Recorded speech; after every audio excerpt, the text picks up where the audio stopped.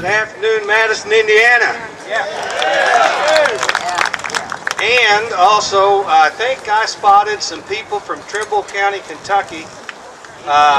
There's one right back here, and I think I see Mr. Rowland. UK fan too. Okay, we're glad to have you here. You know, one of the things that really irks me is the way that the Tea Party movement has been portrayed in the newspapers. We're not what they say we are, and you can't put a label on what we are. So I'd like to do just a little check here just to see who's here. Okay, number one, do we have any IU fans out there? All right. I hope you cheer harder than that at the ball game. But you got any UK fans out there? I know, my wife's a UK fan. Any Purdue fans? Anyone out there under the age of 35 years old? How about you old geezers? Are you out there?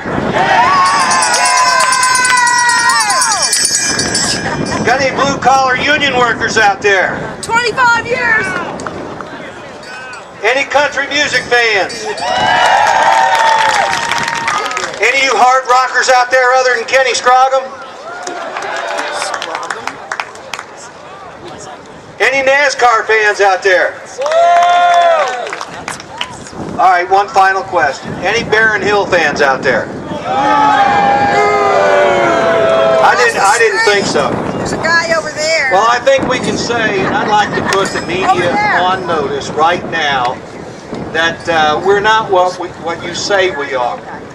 We've just identified who we are. We come from a broad cross-section of America. So I think we can say that contrary to what the critics of the Tea Party movement are saying, we do have a cross-section of America here today, and you know what? I don't believe I've seen one wild-eyed right-wing radical out there. Okay? So I'm proud to be associated with you.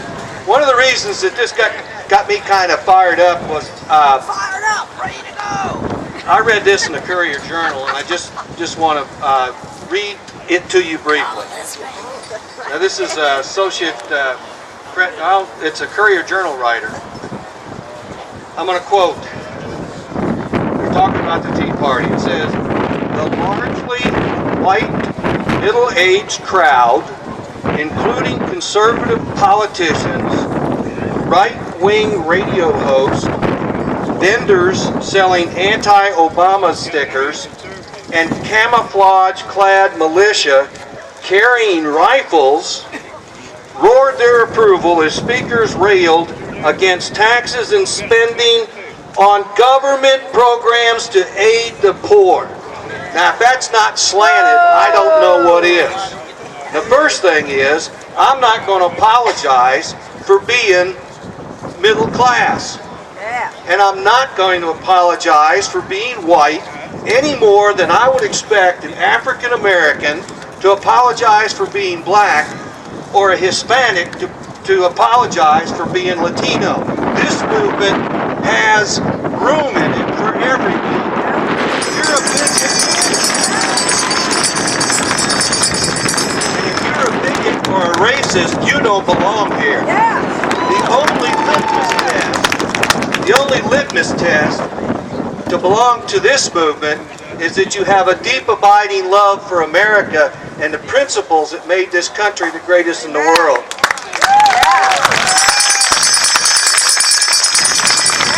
There's so much to talk about and so many things to do that no one person or group can get it all done, so we appreciate any help you can give us. You may not realize it, but most of us have a tremendous influence over about 7 people in our immediate surrounding environment. Our kids, relatives, co-workers, etc. So what we'd like to do is for you to take this message and pass it on to those 7 people that you can influence. Okay?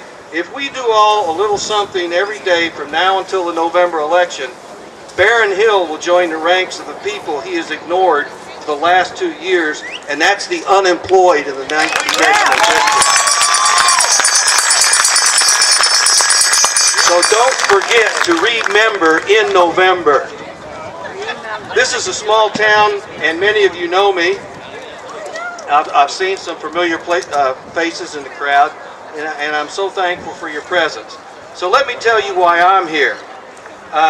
But first, a little story. Back in 1972, I started teaching high school government classes at Southwestern. So as I began to prepare those lessons for my students, I thought I have to make these lessons relevant to what's going on in the world today.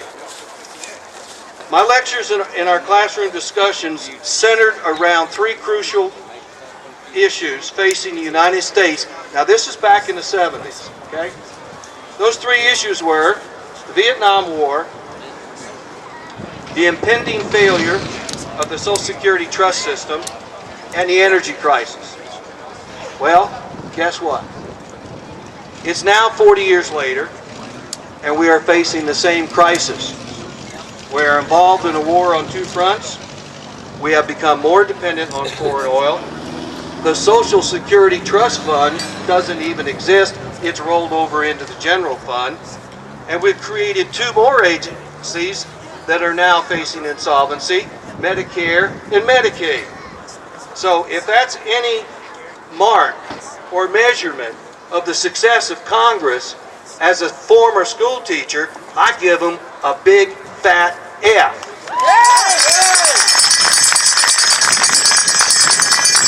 The point we want to make is this. Washington has failed to solve the same problems we faced 40 years ago. Why is that? Basically, it's because we keep sending the same people back to Washington and let them continue to usurp authority from the states, undermine the constitutional legislative process, and alter the principles that have made this the greatest country in the world. Originally, the Founding Fathers laid out a legislative process that was really pretty simple and straightforward.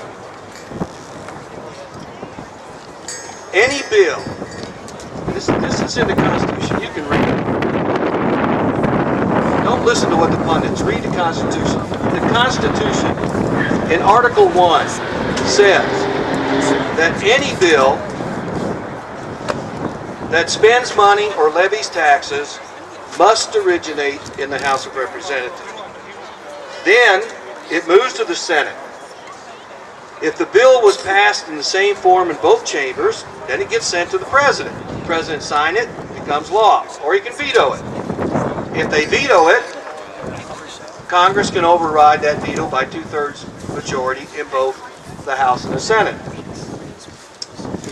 The bill was to be publicly debated in both chambers. Now let's look at the current health care bill. The bill that passed was not originating in the House, it originated in the Senate.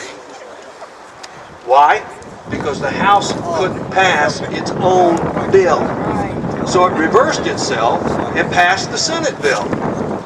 Both bills were not a result of public debate, but backroom wheeling and dealing members of one party.